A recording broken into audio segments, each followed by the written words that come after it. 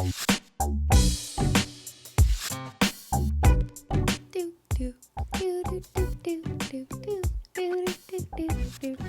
what's up, Super Simps, and welcome back to the SimplyPodLogical experience. The year is 2021. Welcome to the future. Well, it's not the future, it's the present. The future is now. And Ben is such a gift today.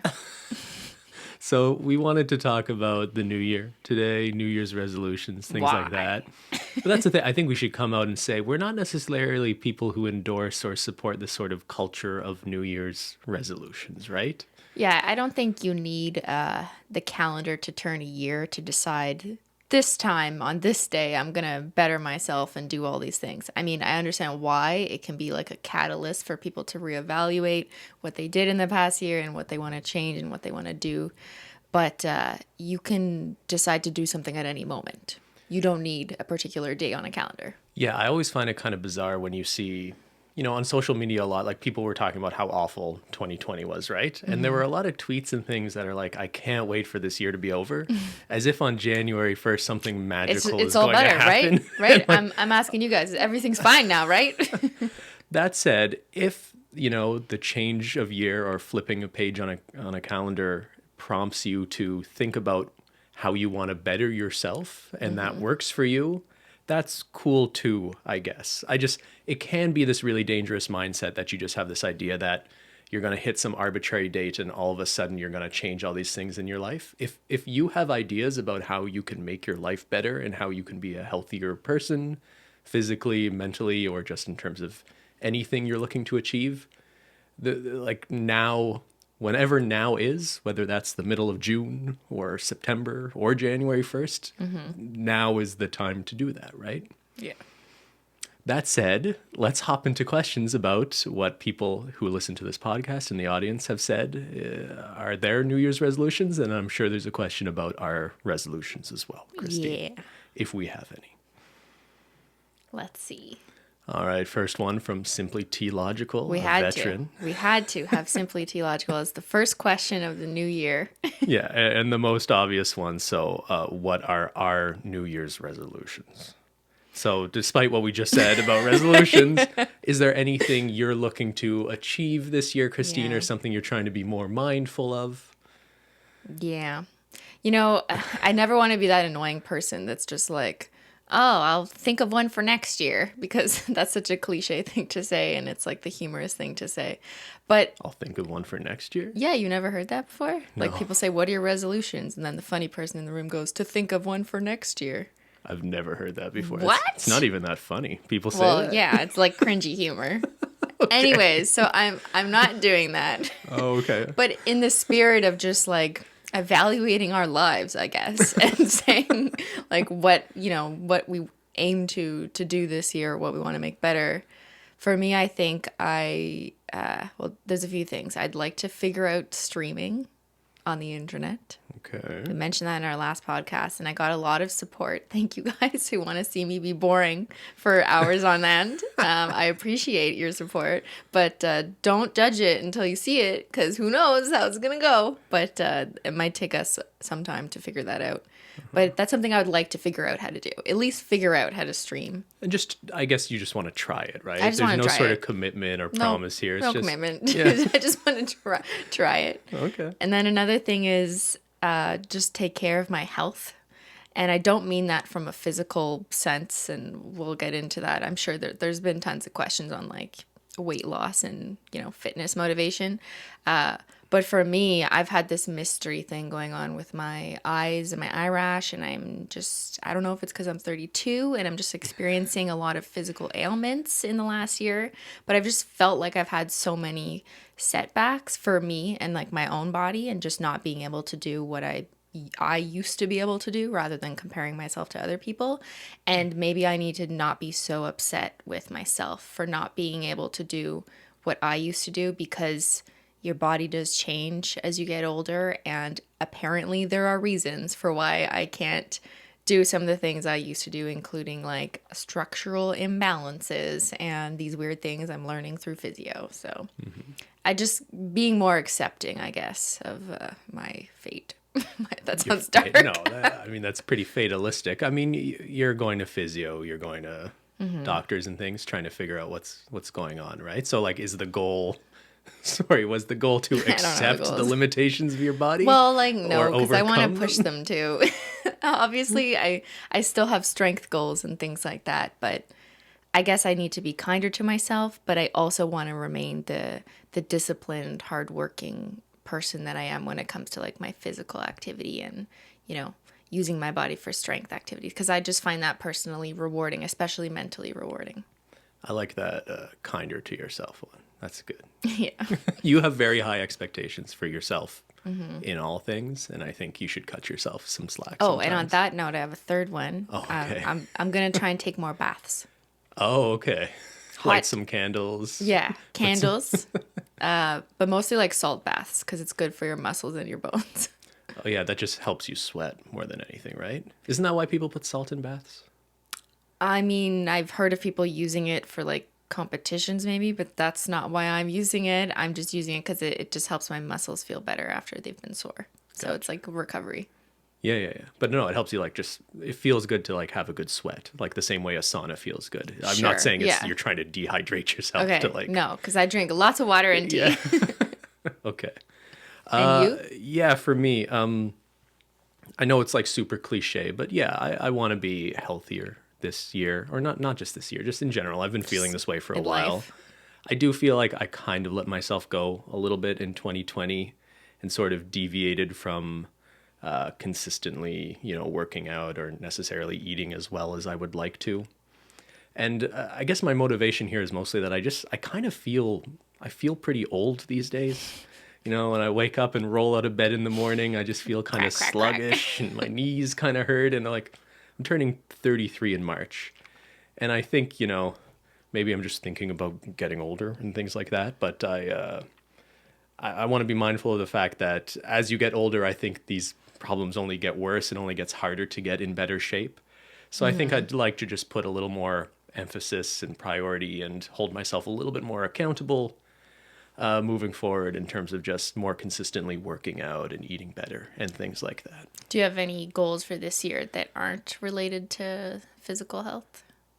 Yeah. I guess the other one I'll mention is I just want to, I found in 2020 too, like a lot of this is just reaction to like things I noticed about myself in the past year. But I found I was listening to and reading and consuming a lot of content that was just really familiar to me. And there's something really comforting about that. And I want to be careful not to fall into that trap too much of just only relying on things I'm already familiar with or comfortable with, because I feel like that's not the best thing for your growth as a person, I guess. I don't know, but I was listening to this podcast, like Freakonomics episode. You aware of those guys? It started out as a book. It's like pop social psychology applied to topics that's more accessible to a wider reading audience, but they turned it into a podcast. They had an episode recently about why people revert to comfortable things or things they're familiar with. And I guess it seems kind of obvious, but it's interesting because they notice this pattern not just in people, but just in mammals in general, that if you look at like the age life curve at like the same point in someone's life, if you haven't opened your horizons to certain things by a certain age, there's a really good chance that you're never going to familiarize yourself or grow accustomed to it. So if you haven't tried sushi by the time you're 31, you'll probably never develop a taste for sushi. Or if you haven't always think that you hate it or something. Yeah, or if you haven't tried, if you haven't listened to a genre of music at a certain age, you'll probably just never actually get into it. And it's not to say that's like definitely true. You could be some 60-year-old out there who's listening to Led Zeppelin for the first time and all of a sudden really like rock music. Like, I don't want to say this is just like a true cutoff or something like that. But I think it's just, it kind of prompted me to consider that this year I've been just listening to a lot of the albums I previously loved and only reading books I've like already read and things like that. So I would like to hold myself a little bit, put this expectation on myself to like make sure I'm still consuming and making myself familiar with new things. And that doesn't just mean new things like the hottest new release that all the kids are listening to. Like, I'm trying to stay current. You know what I mean? Like, it's just discovering new things, even if they came out 50 years ago, or a book that was written 100 years ago that I just haven't read yet. It's more about just things that are novel to me rather than novel in culture. I like that. It's like new year, new things. Yeah. And you never want to stop learning. And I'm not saying there's anything wrong with being comfortable or finding comfort in things you're familiar with. There's a reason why people watch their favorite TV show over and over again, Or their right? favorite YouTubers, yeah. Yeah, or like if I find something I like for lunch, I could eat that every day for lunch for months. I've had oats every breakfast, and Yeah. I will maybe for the rest of my life. And I'm not saying I'm going to just like stop doing that altogether, but I just don't want to swing so far in the direction that I'm not open to trying new things as well. Yeah, I like that. So you can take comfort in things that comfort you, but don't be afraid, I guess, to look towards new things, and because maybe you'll discover something new that you find comfort in, and you wouldn't have known it if you didn't go looking. That's right. And that's the end of the podcast. Thank you for listening. See you next Taco Tuesday. Okay. Okay, so do you want to take a look at what some other people Yes, are saying? I mostly, because I know what Ben was going to say. He knew what I was going to say. But I mostly just wanted to hear what you guys had to say about your resolution. So we thought we'd react to it, maybe give you some advice if you were asking for it. Okay. From Gen C 1978. I want to do more things that make my heart happy and let go of the things I can't control. Wow, that's deep. I like this. I like this one, especially the letting go of things you can't control. And I think a lot of people feel that way after 2020 because so much of what happened to everyone, whether it was your job, school, your kids, it affected everyone in different ways. And it wasn't something that you could control, right? You can only control your response or reaction to these worldwide events, but you didn't actually control the pandemic happening, obviously, right? Sure. So I think like acknowledging that and knowing that can give someone a lot of power in the next steps that they take in their own life, knowing that some things just aren't their fault. Yeah, this is an interesting example of like, is this a resolution in the way that someone could like have an actionable, measurable way of achieving this? Or is this just more something you wake up in the morning and kind of remind yourself of this occasionally when you feel like things are spiraling out of control? It's about sort of just taking care of the things you can take care of or that are in your control and not letting the impending doom around you sort of affect you too much, I guess. I remember learning about this in first year psych. I think it was like the internal or external locus of control. Like psychology majors will correct me. This is just what my mind is telling me from like 8 years ago. And the scenario was a car accident, for example. If you knew that it was the person's fault, you get upset with them. But if it was an accident, your first reaction, if you are aware that it was an accident, isn't to be upset at the person, but upset at the circumstances. If you're like the average human being who, has a conscience and can understand these things, of course, there's exceptions. But like these kinds of things are like, whether it's internal or external, you need to consider that in your decision on how to react to the situation. At least that's what psych tells us. The car accident, should we get into? I got rear-ended. Oh, like I wasn't last saying week. that to bring it I'm up, not sure but- if you were. Yeah, and for like 5 seconds, I was like really pissed. Like I was at a stop in traffic and someone just drove into the back of me. Not that hard, I'm fine. But like for a few seconds, I was just like, come on. Like this happened like right before Christmas. I was very briefly really angry. And then I realized, I'm fine. It was a stupid accident. Stuff happens. And I got out of the car and dealt with it, and it's being dealt with. But it was, I don't know, your example is, I guess, a little strange to me because like I think the tendency is to be immediately angry. And I think you have to sort of remind yourself. You have to rationalize, yeah. It's once you've had time to process the situation, I meant. You that anger will dissipate. But it's natural to be angry at the beginning. But once you understand the circumstances and that it was an accident, I'm assuming, right? Yeah. Then Or I guess the accident, like whether that person is negligent or at fault or not, I guess it's more about you accepting that you didn't have control. Right. If you're just stopped in the middle of the road and someone hits you and you're legally driving properly, yeah, it's not it's accidental. It was external to you. Yeah, it's accidental in the sense that you didn't contribute to it. The universe just is messing with you, right? Like COVID-19. Okay. All right, good luck, Gen C. Do things that make your heart happy. Next one from Elkie Kate. For one of my New Year's resolutions, I want to have consistent workout routine. How do you guys stay motivated, or what's your motivation to assure that you'll achieve your New Year's resolution? Any tips, advice? I'm usually determined to achieve my resolution at the start of the year, but as months pass, I'm just like, meh.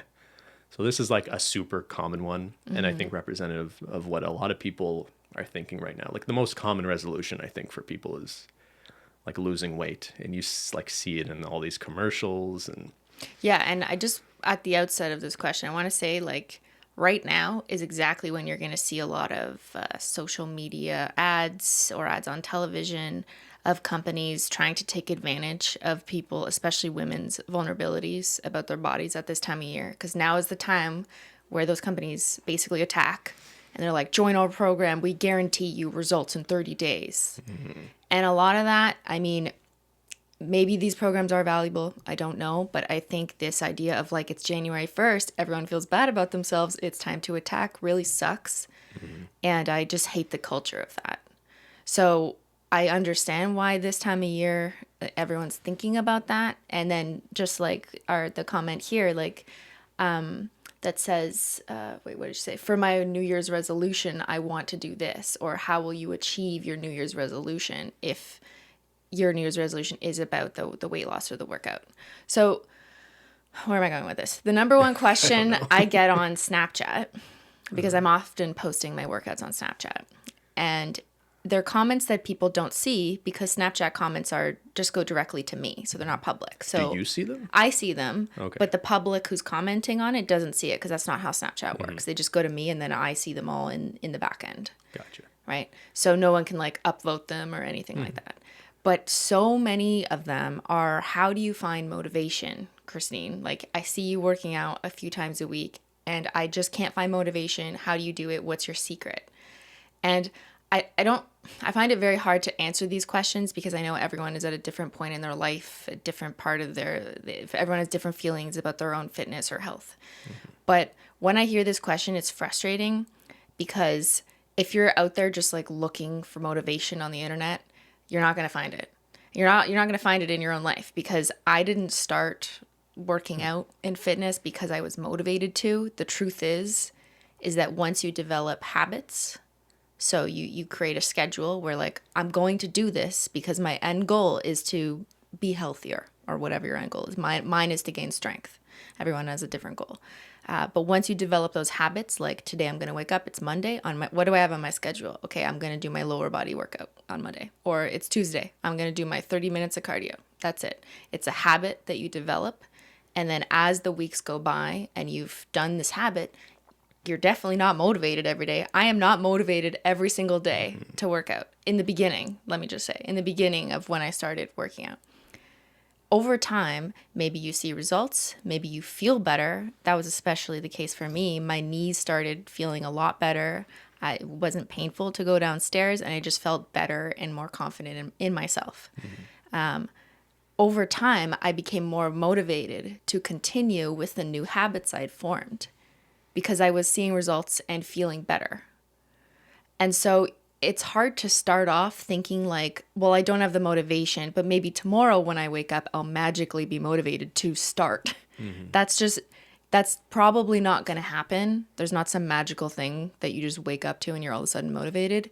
I think that finding a healthy lifestyle comes with consistency and dedication, self-discipline, and with time, you will see that you like what's happening here and you will be motivated to continue with it.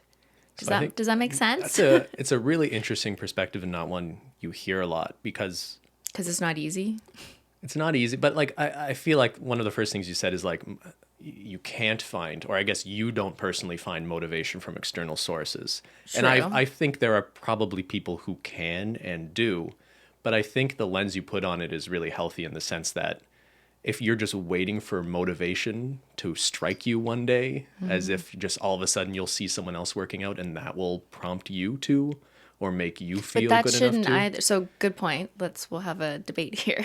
Not that you're against I'm not me. advocating. I know. But I think some people look at other people's bodies and they're like, oh, I'm motivated because I see this person's body and I don't look like them.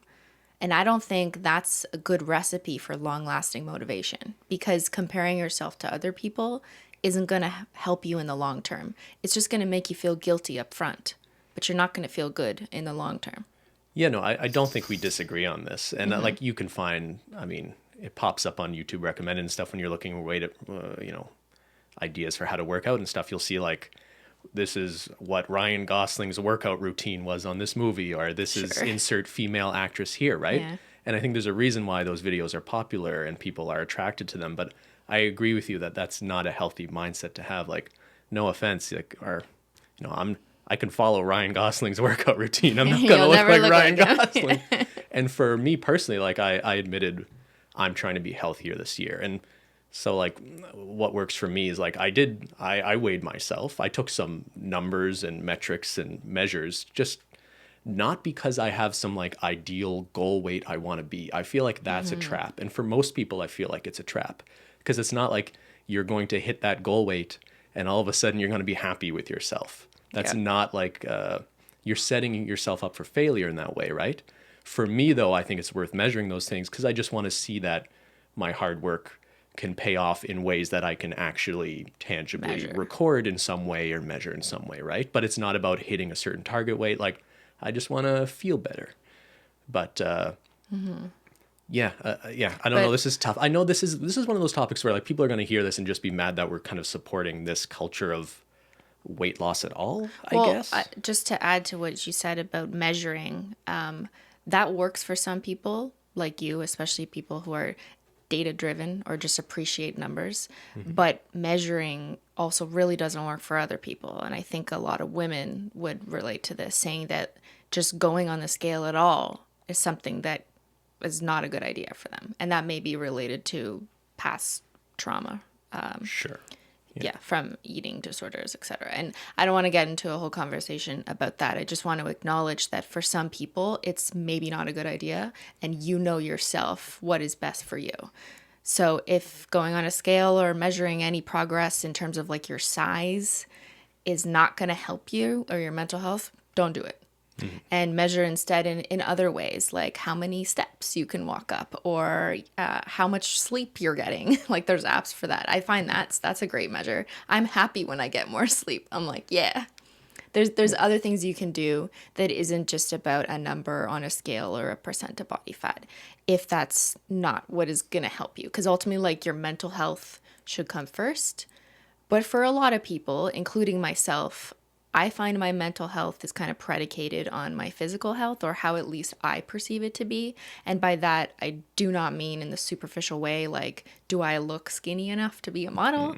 I mean, is my body functioning well? Am I getting stronger? And that's just been my personal goal. And when I feel like I'm not getting stronger, or I have a setback because I sprained my back and now I can't weightlift for 2 weeks, I get sad. Yeah. And it's not because think I'm too fat or something. It's because my body, like, I'm upset that I can't do the strength things that I, did 2 weeks ago. And that's why. Yeah, no, I hear you. But yeah, it's about whatever works for you. Just if we return to the root of the question, though, like what keeps people motivated? I mean, we can't tell you what would keep you motivated, but I think maybe... Well, I think that's just the wrong question to be asking. And maybe your sort of approach to it is actually really helpful in the sense that you just do it and you don't wait for motivation. You just tell yourself, this is what I'm going to do. Whatever that is for you, whatever works for you, however you want to measure it, or whatever is going to make you happier, healthier, whatever that is, rather than just waiting for inspiration, you just commit to a plan to do it. And try and pick something that you think you'll enjoy or that you're interested in. Like for me, when I talk about weightlifting, I'm not expecting people listening to this to go start weightlifting, because I don't think everyone wants to do that. But maybe it's dance, maybe it's yoga, maybe it's rock climbing, maybe it's biking. There's so many, maybe it's just going for walks in the woods or hiking. Sure. Yeah, no, the best advice is the best exercise for you is the one you're actually gonna do. Yeah. I think. Yeah. Like I agree with you on the mental health thing too. Like, I never feel like doing cardio. I never feel like going for a run. I don't get joy out of it. But I always feel way better mentally after I have done some exercise like that. See, I felt like that for years. Like I hated the idea of doing it, but then told myself, well, I got to do it because I'll feel proud that I did it after. But I'm happy to report, I guess, that over the years, I'm now at the point where I look forward to the first steps I take on the treadmill. Like I'm excited to get on the treadmill as opposed to just excited for it to be over. Now, that's not every day. Every day I don't have the motivation, right? Yeah. Sometimes I'm just tired, but like there are days now, and it's kind of like a miracle and weird because I never would have thought that I'd feel this way. But like I'll wake up excited to go on the treadmill, and like I check my Twitter, I check my Snapchat, like I do all my social media checks that I do for Simply and Illogical, etc. while I'm on the treadmill, and I just enjoy it now. All right. Next resolution. Yes. All right. From Andrea Kessler 116. I want to learn to do an Iron X pole dance move where you hold yourself with just your arms. Yo, I like this one. Ben, do you know what this is? So I think I could describe it. It's basically where you're holding your body completely horizontally from a fitness pole, just with your arms, right? And you're extended as like an X. Yeah. And it takes a stupid amount of upper body strength. Yeah. Right? So fun fact, I don't know if I mentioned this. Maybe I did, and I can't remember. But I used to do pole fitness classes like years ago when I was in university. And I was pretty good at one point, probably because I had a dance background before that. I could never hold myself in the X position, but I used to be able to flip up and then back down through the X for like half a second. Never be able to hold it there. But I was always so impressed by the people who were able to do it. And it is so hard, especially for women who may have less upper body strength to do that. So I think that's an amazing goal. Actually, her profile picture is her doing like a pole move. Yeah. That's so cool. I love how specific this is, by the way. But this is a good example of a good goal. Because it like a personal goal for this person to have a particular move that she wants to achieve in a field that she enjoys. It's like sometimes I see people telling me that they just want to be able to do one pull-up. And I think that's a great goal, and that's a goal I had during quarantine, remember? Mm-hmm. I remember starting out quarantine saying like, by the end of quarantine, I better be able to do one pull-up unassisted. Yeah. And now I can do like 2. Wow. And quarantine's still not over. What the heck? I don't think we thought it would last this long. Yeah, so great goal, Andrea. I hope that you achieve that. All right, next one from Ella Thwaites. My goal is to leave my house in 2021. Isn't it for everyone? Well, everyone who's not an essential worker. If it is safe for you to do so, yes. Yeah, no, I get it. It's as much as like public health guidance, like our province right now is under basically a lockdown, a version of a lockdown, guidance to not see people outside of your household, that sort of thing. Mm-hmm. And yeah, the mental health toll this is taking on people, I think is way worse than most of us realize.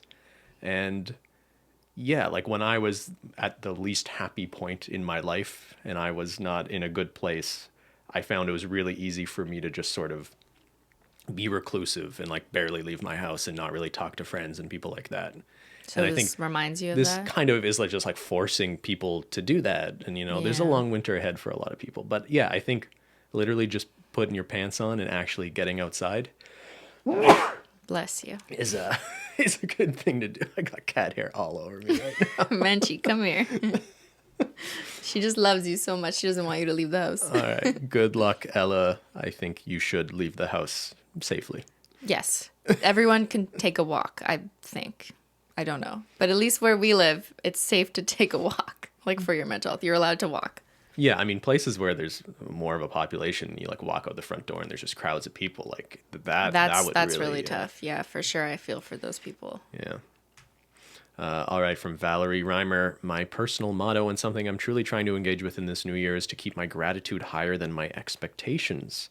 In 2020, my high school graduation, my senior prom got canceled, which was really hard to deal with. Regardless, I started nursing school in the fall and achieved a 4.0 in my first semester. Congratulations. Woo! Always try to examine your life and find something to be grateful for, even if everything seems to be turning to shit. Much love to all and happy New Year.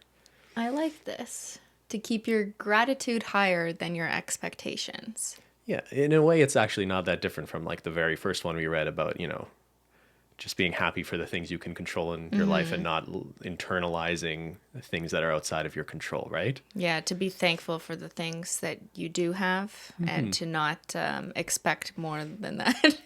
We're all setting the bar lower in 2021, basically, is what it sounds like. I saw Twitter tweet that the other day. Yeah. Setting the bar low. It's a bit of a humble brag by Valerie just to like flex on us with her 4.0. That's fine.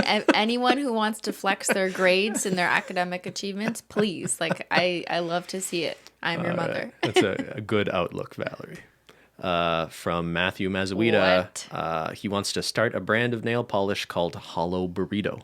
So he wants some competition, huh? Uh-oh. Your brother. Okay, we're going to have to put in some new trademarks. This is Ben's brother, for those who don't know. And one day we'll have him back on the podcast. One day. He was on previously for the math episode, but I think we'll have him back. But not if he's going to start a competing brand. Like, no way. Absolutely not, Matthew. No, we'll sue him. It's okay. All right, next one from Josie Morehouse. My resolution is to not break my nails as often.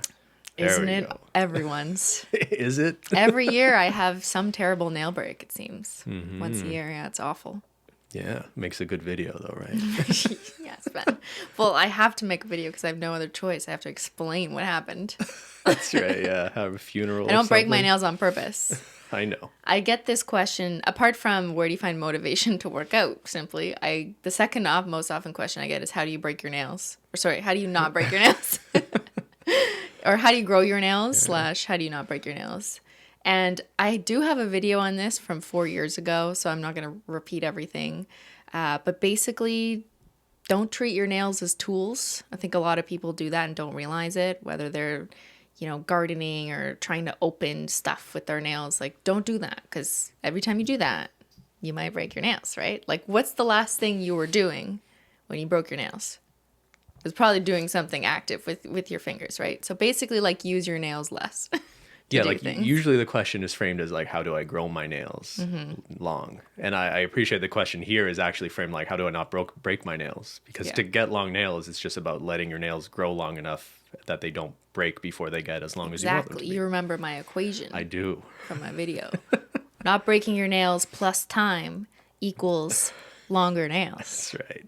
And maybe people want to keep their nails hydrated. That's something you've said, so right? Don't use your nails as tools. Don't put them at risk of breaking. But then also you can help make your nails more flexible and hydrated to prevent snapping by using nail oil.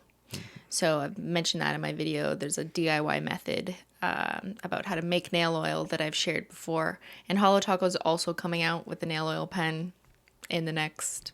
Very soon. Yeah. So I'll talk about that at some point soon. But yeah, keep your nails hydrated with jojoba. I've never been able to say. I don't know. It starts with a J. Oil. Okay. And always keep nail polish on is the other tip. Because nail polish with like a glossy taco and all the, the real deal helps keep your nails like a splint. Yeah. Almost. So it makes them harder kind of in a way. So that if you do accidentally like... hit your nails on a desk, the splint will help keep it straight. Okay. So naked nails. It's dangerous to have naked nails. Naked nails be breaking nails. Don't do it. Except, especially do not shower while you're naked. Naked nails. Don't shower while you're naked. Don't shower while your nails are naked. Wow. Okay. I can't speak English anymore. I shower with all my clothes on. I'm a never nude. But also, have you seen? I've heard people trying to say that they've been. This year, or 2020, helped people bite their nails less. And I think the argument is that because there's been a lot of guidance to like wash your hands a lot and not put your hands that could be dirty in your mouth to prevent like the risk of you getting sick. I think it's led to some people who have just sort of broken the habit of biting their nails to some degree. Then there's also people who started biting their nails because of the mental stress this year has caused. Yeah, I guess that too. All right, we don't have good data on that. All right, next one from Very Stable Mermaid. I'm going to wear pants and comb my hair this year. Honestly, like, that's a great goal. That's setting the bar pretty high, though. I've combed my hair a couple times, but I don't think I've ever worn pants. You've never... Well, not like What? real pants. What are real pants? Like dress pants or pants that you used to wear before all this life happened. Was it you giving me a hard time for like wearing jeans Yes. around the house? And I think everyone listening would agree that like no person who doesn't need to leave the house should be wearing jeans at home. Maybe you Like, guys why are you wearing jeans? Maybe you're wearing. I find jeans comfortable. Who are you? Is this Like, you're lying. Do we have to apply a gender-based analysis on this, or is it like a skinny jeans versus comfortable fit jean thing? You might be kind of right because women's jeans, not all of them, but traditionally are tighter fit. And to me personally, I'm just not comfortable. Yeah. But your jeans, because they're men's, they're looser. They're dad jeans. But they're still not comfortable, right? They're like cold. The fabric isn't nice. Yeah, jeans are cold. I find jeans comfortable. They're I soft. haven't worn jeans since like I went to VidCon probably. And that's just to like stay up to social norms of like how to dress in front of people. When I'm at home, I'm wearing my pajamas. I'm wearing jeans right now. We're just home. I know. Why? Like, who are you? They feel fine. They feel good. No. Pajamas or workout gear is all I'm wearing. Or sweatpants. That's it. But I think the sentiment of where this comment's coming from is, if you just wake up every day and only wear pajamas and do all your work from home from bed. Yeah. I'm not sure if that's the healthiest thing either. Like maybe there's a time and place for that. But I think that could lead to you getting into a bit of a rut. Maybe sometimes, just dress up a little bit at home just for fun. Yeah, no, I fully support that. I think it's funny. I was just teasing you for wearing your jeans, but it just doesn't make sense to me. Yeah. Not that I think people should be wearing like 3-piece suits at home and tight pants. You should one day. Like you don't have to impress anyone either. Just put on your bow tie. From LMFAO, it's Jen. I'm planning on making my cat his own little cat tower.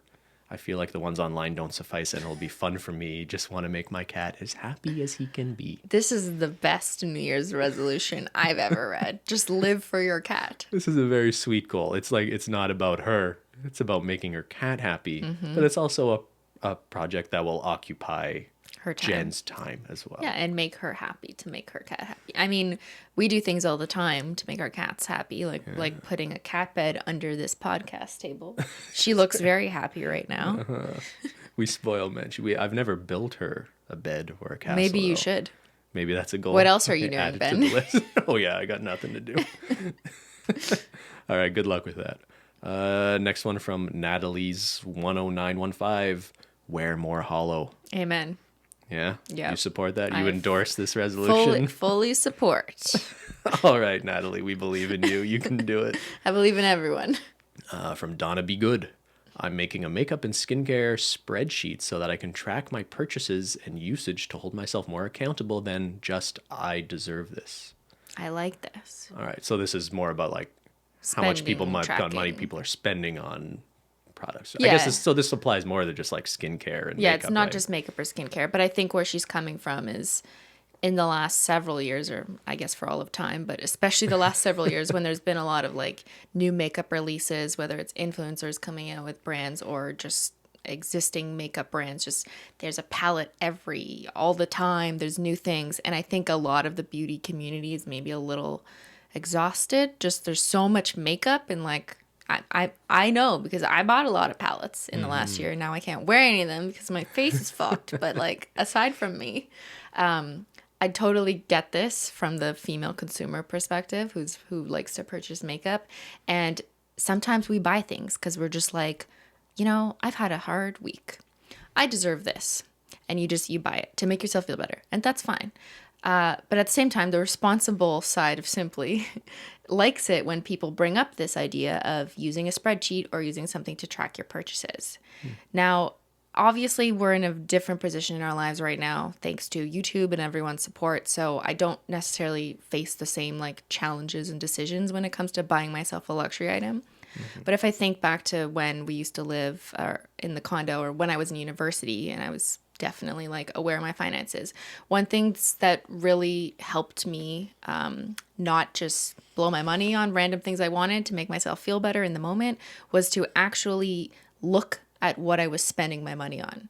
And it's one thing to just like open your bank account and scroll through the last 30 days history of what was on your credit card.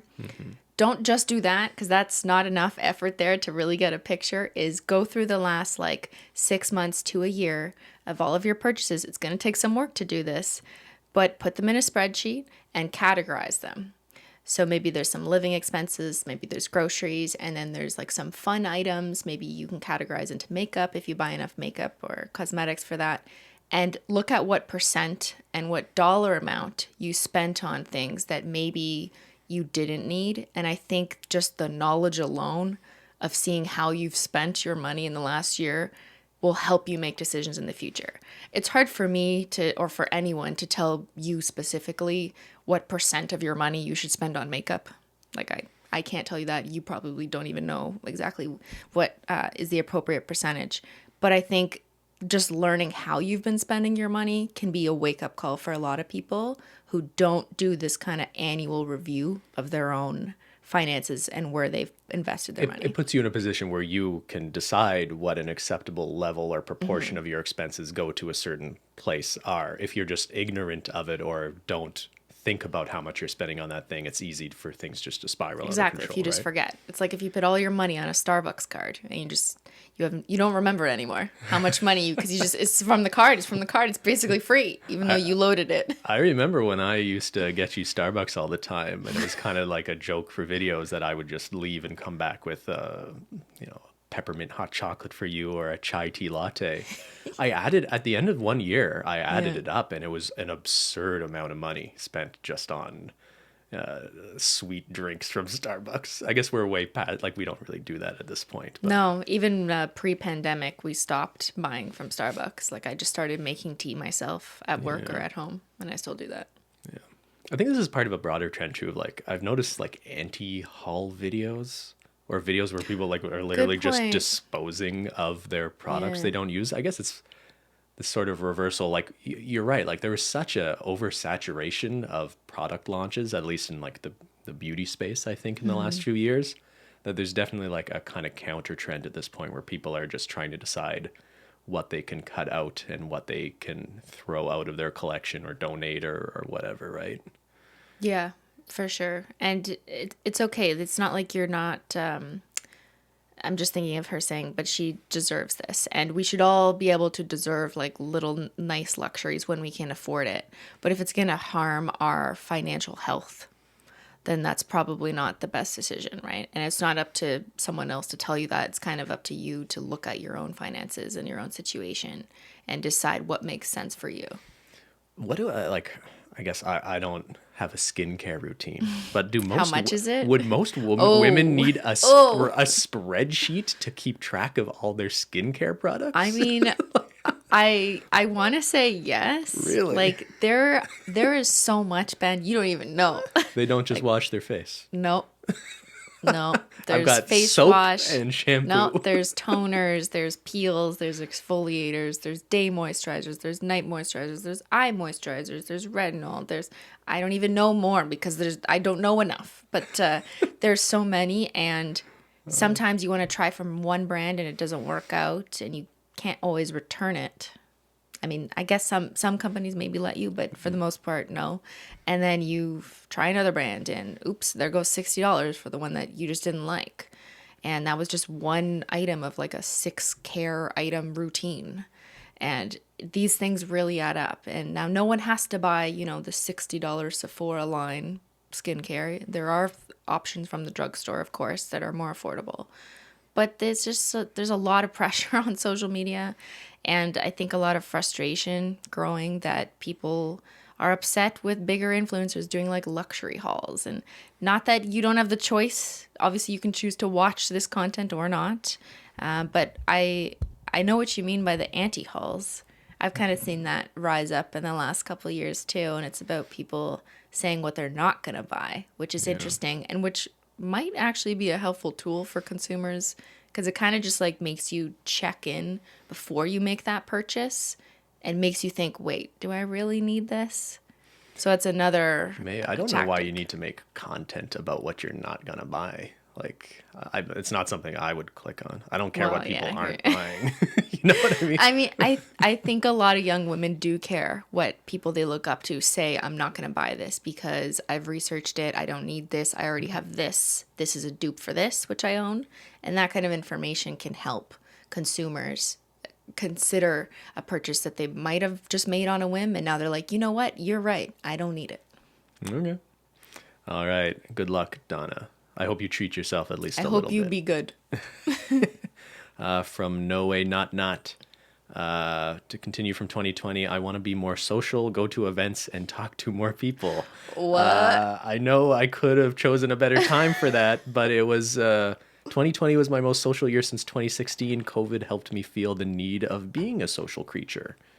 So just going to assume that Noe is observing whatever sort of public health guidance and not being irresponsible in the way they are trying to be more social. But this is just funny because I think a lot of people before this year, their resolution was like, be more social, make more friends. That's a common thing. I'm pretty sure I said that once. Yeah, I remember saying that. Yeah, but friends is a weird one too, right? Because like, if your resolution's to make more friends, what do you have some goal that like, all right, by the end of the year, I need 5 new friends, 3 new friends. Don't care who they are. I'm just gonna talk to this guy at the bus stop. He's my friend now. But I think putting yourself out there and putting yourself in situations that could lead to friendships is a good sort of mindset to have, I guess. Yeah. And it's only the more challenging, considering all the ways in which we're not allowed or supposed to be around people in certain contexts. In real life, yeah. But that certainly doesn't mean you can't make friends on the internet, which is amazing. I see so many people making friends in the comment section. Like of the YouTube comment section here or fan accounts especially. And maybe if I do start streaming, people can talk more in the stream chat. So you'll make some friends. But yeah, I think Noe is not alone in that. I think quarantine and lockdowns have made people, even people who feel like they are introverts or are introverted, I think even a lot of them are realizing that, having no social interaction and as much as I appreciate what you're saying about having like internet friends, I don't feel that's completely a substitute for having, I don't want to diminish those friendships. I think those are real, and I think it's unfair to say those aren't real friendships. But but you don't want to have exclusively that, I guess. To have people like you can actually like see in your life, or can pick. I know people don't really call each other anymore, but like, at least for me, like to have friends you can actually like. I'm not going to answer if you call me, Ben. Don't call me on the telephone.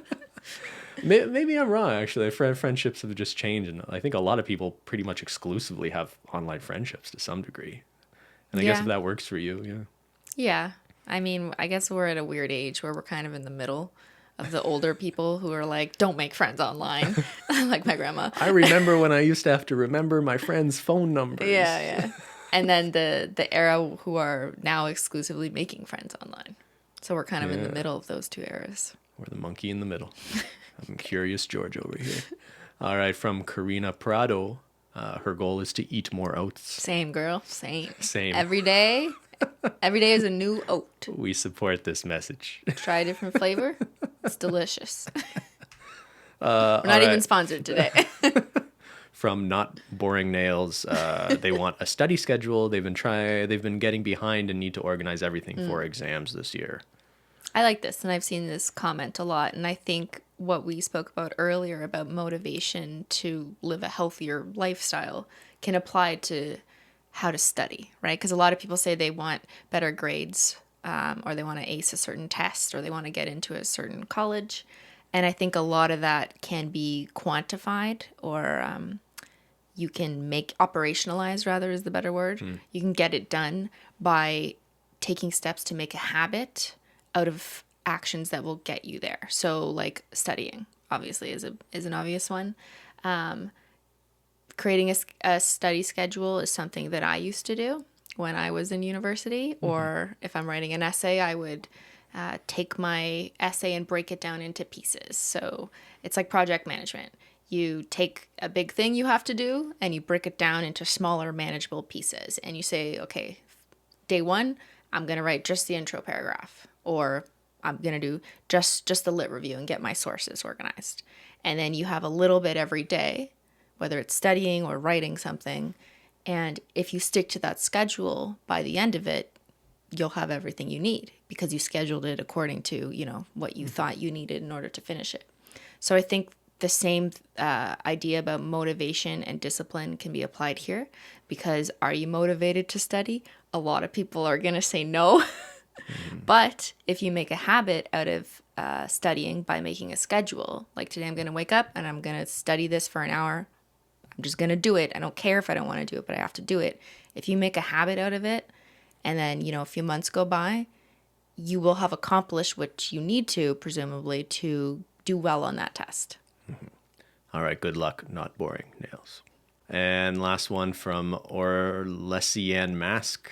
My 2021 goal is to get the COVID vaccine. All right. We actually saw this comment a lot. I think a lot of people are saying this. And yeah, no, it's encouraging to see that there's people who want to get it. This is across countries too. We'd be very happy to get it as soon as we can. I kind of feel like, at least in our country, there's clearly a priority in who's going to get it, and it's going to be, old people, healthcare workers, people in long-term care homes. In the northern territories are getting it first. That's right. More remote communities are going to get it first because they have less access to healthcare, I guess is the logic. So yeah, there's a good chance we're not personally going to be getting it for quite a while now. Yeah, I think there is an estimate for our province that by the end of the summer, they expect half of the Ontario general population to be vaccinated. But that's just a guess. I mean, who knows? It could be until the end of the year would probably be more likely. Yeah.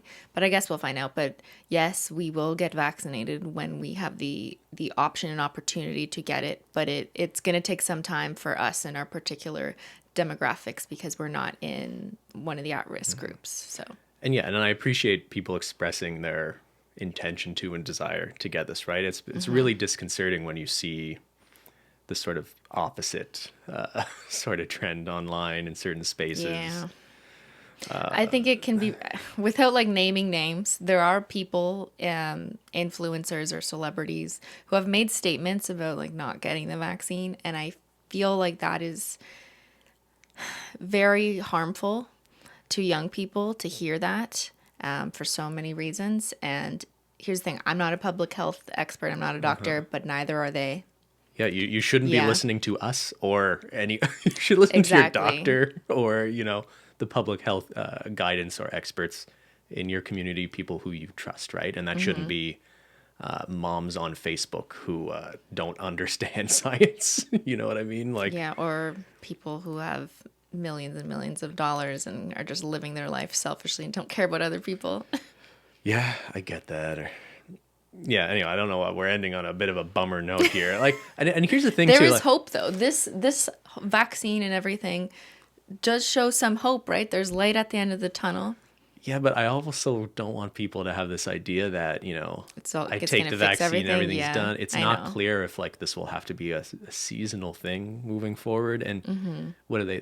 I think the results are encouraging. There's the trials showed 95% efficacy though. That still means that 5% chance exists that even with the vaccine. So I don't think there can just be this attitude that even when a certain proportion of the population is vaccinated, that doesn't mean the problem is solved, right? You're right. I was sort of dreaming about maybe as soon as we get vaccinated, we could go travel. I've been, wanting to go somewhere. But it's first of all, because of your profile, I don't think that would be the most responsible thing to do, especially while a lot of people are still not in a position where they're able to do so safely. We don't want to be a bad influence. But also just more selfishly, would it even be safe? As soon as we're vaccinated, would it be safe to travel, for example? Just hypothetically, would that even be safe? I guess we could assume that we could take your chances with the efficacy, right? But that chance still exists, and maybe you're traveling somewhere where most people aren't vaccinated too. Yeah, I don't know enough, and I guess we kind of have to wait and see. Because right now, people are only beginning to get vaccinated, and it's still less than 1% of something of our population. So I don't really know. I'm just hearing, healthcare doctors and specialists at our Canadian government telling us that it's going to be a long road. It's going to be a hard winter. the vaccine is rolling out, but it doesn't necessarily mean that, tomorrow's is everything's going to be fine and you can just hug everyone again. Like, it's going to take a long time. And You miss hugging people, Cristine? actually, not really. that I don't miss. Yeah.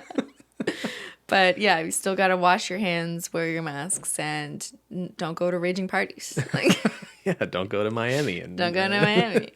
Don't follow those influencers. All right. Thank you for tuning in. I hope you enjoyed this Taco Tuesday. It's a new year. New Same year, podcast. old you. It's just another day, really. It's just another Taco Tuesday. That's it.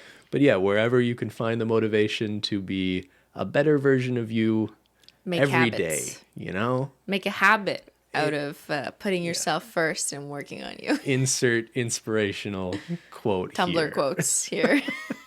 Whatever, honestly, just whatever works for you, Don't be too hard on yourself, but also expect things from yourself too, right? There's a balance I think everyone sort of needs to find there. Yeah, I lean more on the be harder on yourself, which Yeah, you're I a don't, little too hard on which yourself. I realize can come off as like not a good message too. So I recognize that because I'm basically telling people to make a habit of doing something even if you don't feel like doing it every day. I understand that doesn't sound that appealing. But that's just what has worked for me and allowed me to achieve all the things that I want to achieve. And I often get asked that question. So that's my answer. I know you're being honest. It works for you. You could have just come out and been like, Do you? With no real substance. Yeah. Sure. Yeah, Which you I could find do really obnoxious. So that's, if anything, why I try to give some practical advice. all right, everybody, you do you. Who are you going to say sorry to this for the first one of the year? We didn't have a guest scheduled today. I'm sorry? No, it was just us. There's no guest today. Are you trolling But me? we'll see you next Taco Tuesday, everybody. Thanks for tuning in. I guess. What? Why don't we have a guest? All right, I'm everybody. I was so used to Ben doing that. What are you doing? I'm trying to end the podcast. All right, everybody. Thanks for tuning in. We'll see y'all next time. Bye. Bye.